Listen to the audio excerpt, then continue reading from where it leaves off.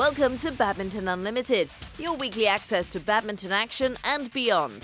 This week we spend the afternoon with one of the best women's and mixed doubles specialists of her generation, Imelda Wigunu.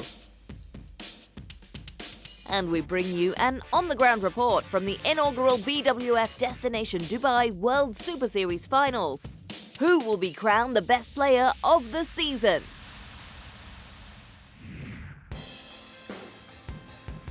In terms of excitement and star power, the women's game in world badminton has always stood shoulder to shoulder with the men's, especially in the doubles format. Whilst in the modern game, it is the likes of China's Zhao Yunlei and Christina Pedersen of Denmark who successfully straddle the women's and mixed categories. Back in the mid-70s through to the 80s, there was one player who was blazing a trail that would be followed by others. Indonesia's Imelda Wigunu at that time stood head and shoulders above all in both formats. In 1979, she claimed a rare feat at the All England Championships when she won both the women's and mixed doubles.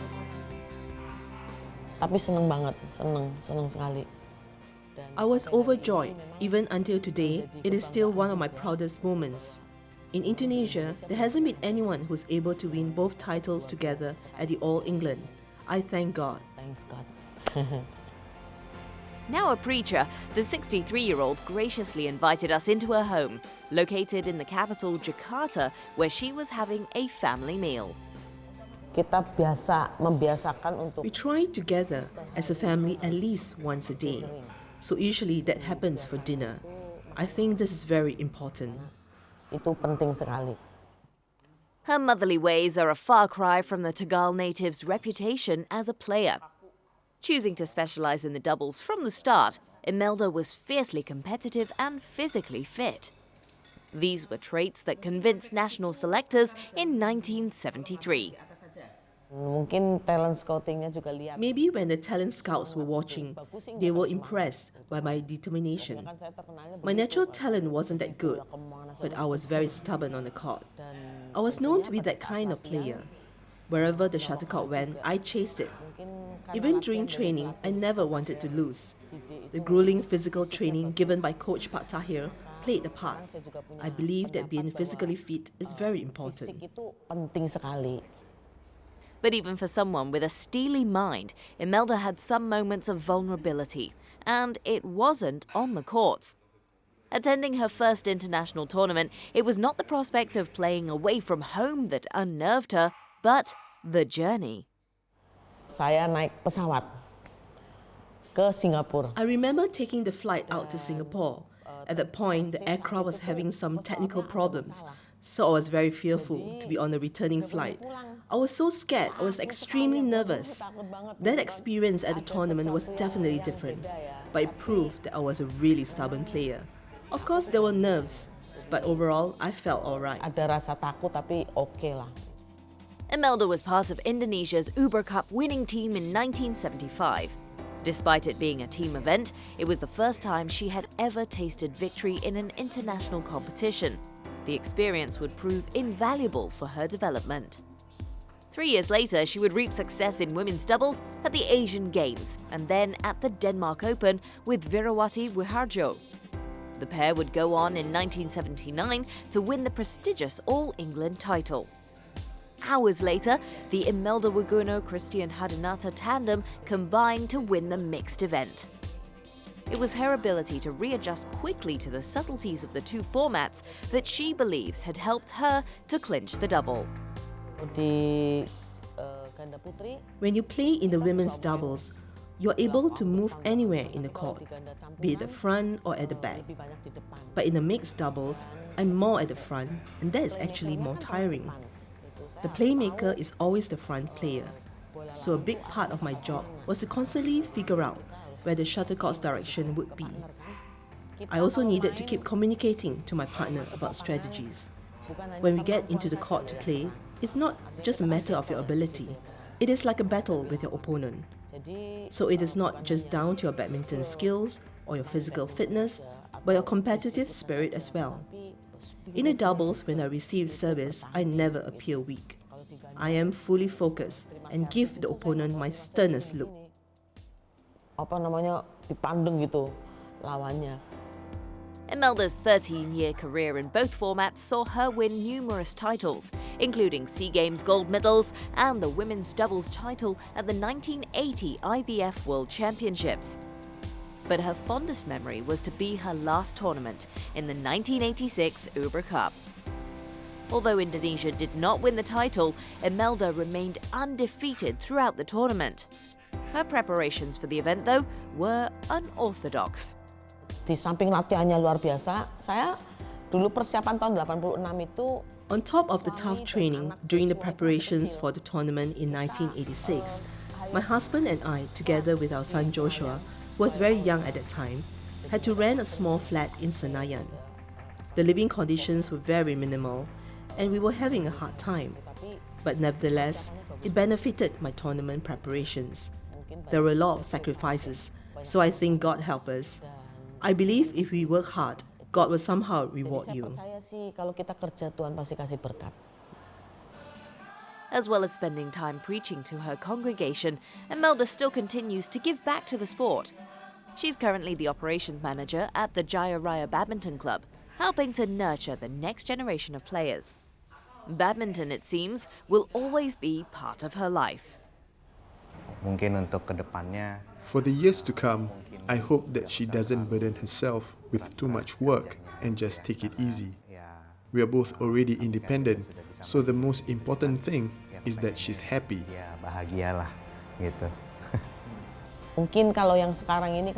Maybe now people appreciate material things like money. Before, it wasn't like that at all. The proudest thing for me is whenever I'm out in the public, people still recognize me. That's something money can never buy. Imelda Wigunu has certainly earned her place in Indonesia's rich badminton legacy. And as the current crop of women shuttlers aspire to continue that proud history, they can take inspiration from one of the best.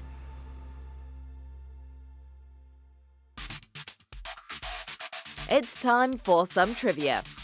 The All England Championships is considered to be one of the oldest badminton tournaments in the world. It was first held on April 4th, 1899, but featured only the men's, women's and mixed doubles. The men's and women's singles categories were added the following year. The first three events were titled the Open English Championships.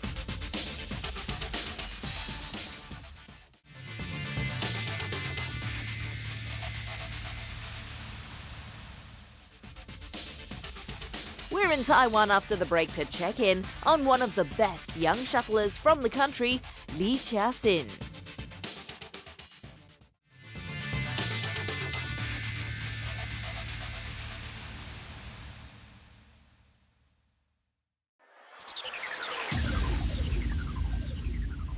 Hola, soy Carolina Marín y esto es todo sobre mí.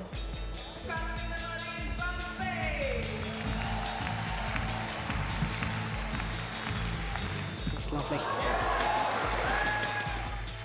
Oh, she produces a magic shot.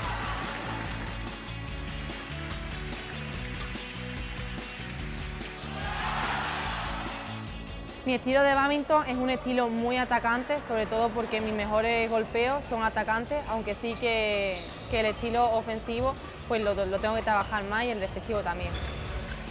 No technique of killing it. Oh, goodness, look at that net play. Oh, look at that. That's good play. Brilliant. That is good play. She's not going cross court. This is fantastic. Mis jugadas favoritas son las atacantes, sobre todo los steep smash y los remates. What a smash from the Spaniard. My goodness, this is brilliant badminton. Oh, what a beauty. Because with shots like that from Carolina Marin, on the verge of creating history. La primera jugadora que tuve miedo, yo creo que he sido yo misma siempre, porque miedo no tengo a nadie y sobre todo tengo miedo de mí misma a la hora pues, de que la cabeza no me funcione en un partido. But once again, look at how much under pressure Carolina Marin is. Carolina Marin got her opponent out of position and missed with her attempted kill. Lo que más me gusta del badminton es que disfruto cada día de ello porque es lo que me hace vivir todos los días. She's done it! The European champion is now the world champion and the first Spaniard to win the European gold medal. Not just her performance in today's final, her performance throughout the championships has been utterly outstanding. What a story by the new world champion, Carolina Marin of Spain.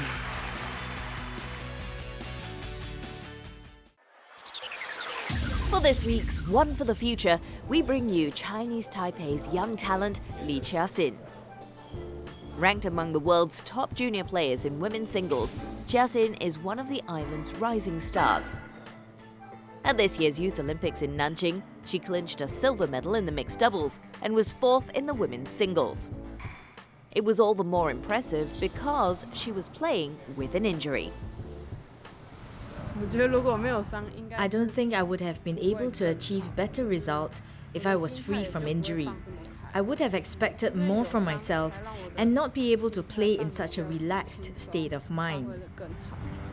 Badminton Unlimited met up with the 17-year-old as she took some time off to recuperate. She shared with us her journey as one of Taiwan's best up-and-coming shuttlers and the pressures of having former national players as parents.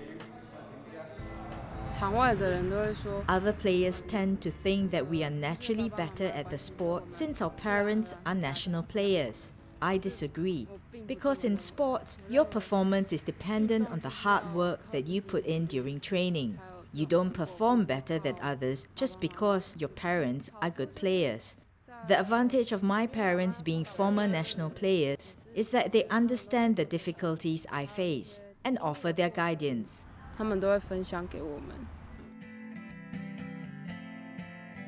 Li Mocho and Chen Xiaoli played in the 90s on both the local and international scenes. The senior Li was the national champion in men's singles for 10 straight years. With badminton in her blood, it was no surprise that Chia-hsin was playing for her school team when she was only 8 and receiving coaching lessons from her father during school holidays. When she joined one of the best badminton clubs in Taiwan, the Landbank Badminton Club, she came under the tutelage of her father full-time.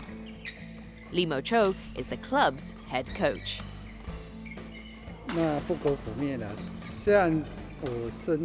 I cannot deny that as Chia-hsin's father and coach, my expectations for her are naturally higher compared to other players.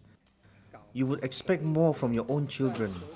However, when we are on court, I have to take up the role of a coach and not as a father. This is because if I care for her as a dad, I will be worried if she's too tired or the training is too hard for her. She will not be able to improve. Both try to strike a balance between the father-daughter and coach-player relationships, leaving the on-court tension out of their home.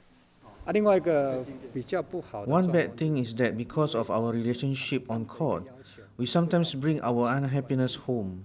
So at home, I will try stepping out of my role as a coach and putting in extra effort to mend our strained relationship. The hard work that is put in by both father and daughter has reaped rewards. In 2013, Chia-hsin won the Polish International in women's singles and had kept up a good track record on both the local and international scenes. Her national champion status in both women's singles and doubles in 2014 earned her a place in the senior squad, as well as a trip to the Uber Cup finals in India. But it was her performance in the Nanjing Youth Olympic Games that caught the eyes of many badminton fans. Despite suffering from her foot injury, she was determined to play through the pain. The decision was made all the sweeter because she finally overcame one of the tournament favourites in women's singles, China's Qin Jingjing. I lost to her in our previous 2 meetings, but my performance that day in Nanjing was not too bad. It was better than I expected, and I really thought I was playing quite well. In the end, she could not overcome her nerves. I was able to control the game, and I eventually defeated her. 2014 has been a busy year for the resolute 17-year-old. Besides the Youth Olympic Games and the Uber Cup finals, Chia-hsin participated in the World Junior Championships and played and won at the Auckland International in both the singles and mixed doubles. Despite all that she's achieved already, she is not easing back, constantly trying to find ways to improve her game. It will be my speed and agility on court. Those two areas are my main concern. My movement on court needs to be faster. For female players, speed is the crucial factor. If your movement on court is fast, you stand a higher chance of winning the game. Tenacious, determined and talented, Lee Chia-hsin has showed she has the right aptitude to make it on the big stage. It surely won't be long before we hear much more about this one for the future.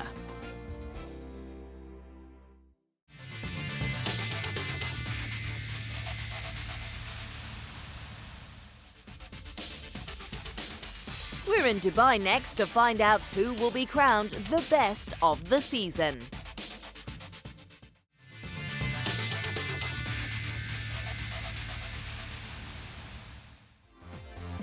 It had been on everyone's lips since it was announced in April of this year.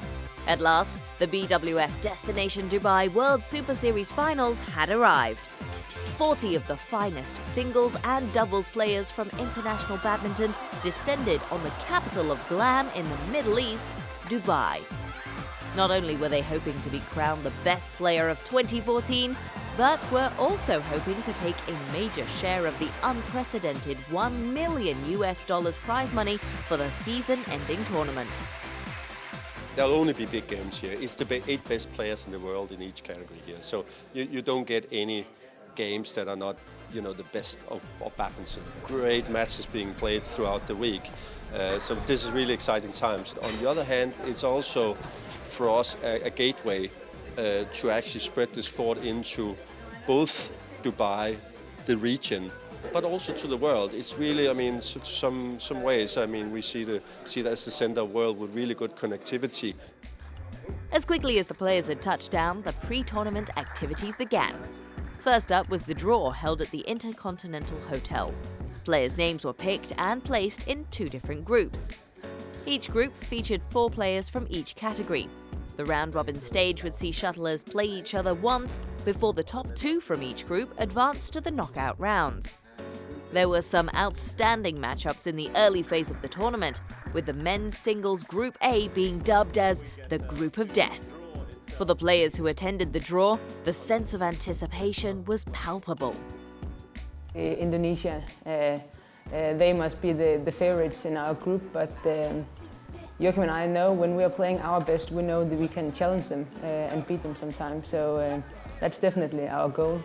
The top 8 pairs in the world are here, so there is no easy matches, but I think we have a okay, you can say, draw, and we look forward for the group stages and hope we can get through. Definitely a tougher Group A, but then it's not an easy Group B also, because you have Yan, you have Momota, you have Tommy, Like, it's not an easy draw, but then I have a very good chance here being here in the Group B. So I just wanted to play my best, and if I can play my 100%, I think I definitely have a chance. With the draw concluded, it was time for the players to switch to a relaxed mode as the welcome dinner and gala began. The event was a chance for the shuttlers to mingle with each other and lower their stress levels ahead of the highly charged competition. In keeping with the destination, players and officials were treated to a typical Arabic welcome. Along with traditional music, there were camel rides and falconry demonstrations. Not to be outdone, German mixed doubles duo Michael Fuchs and Birgit Michels came dressed in their national costume. Looks like the first prize of the evening goes to them.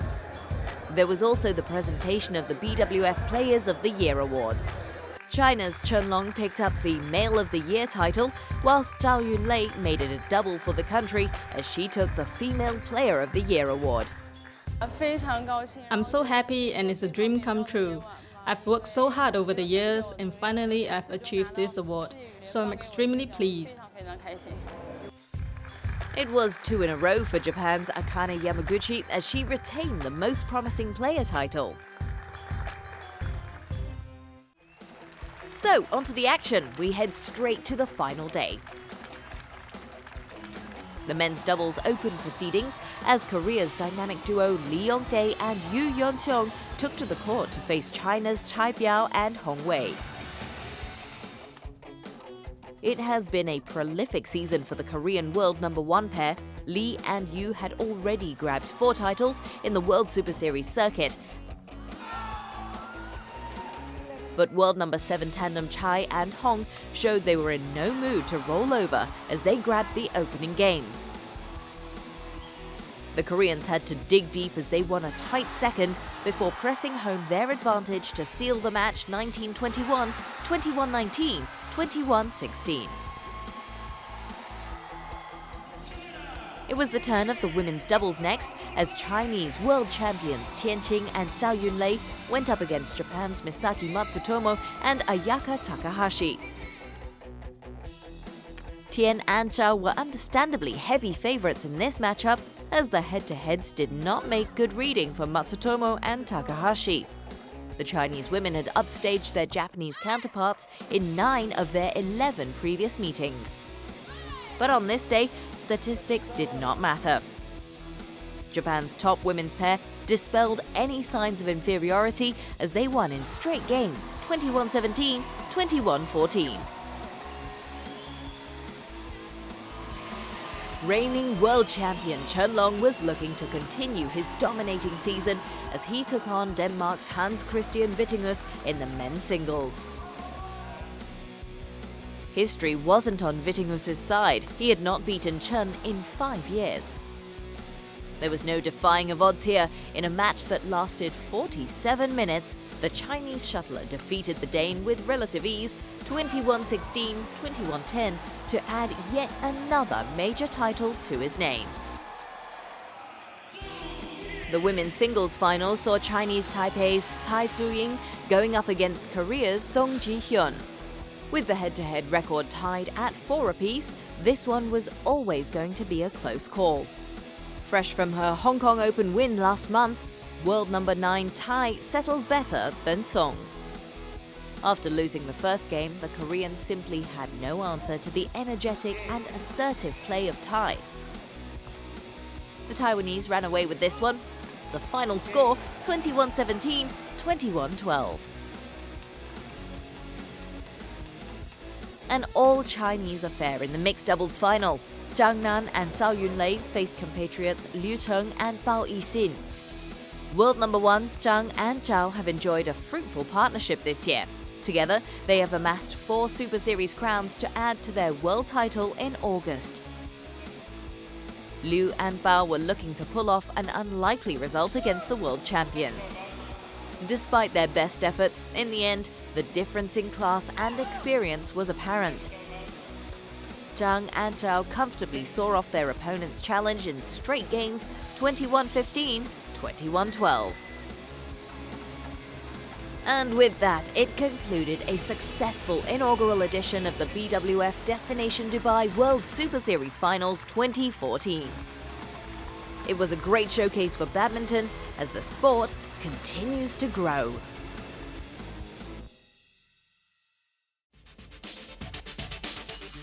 Let's find out what's happening on the international circuit in our Badminton Unlimited calendar.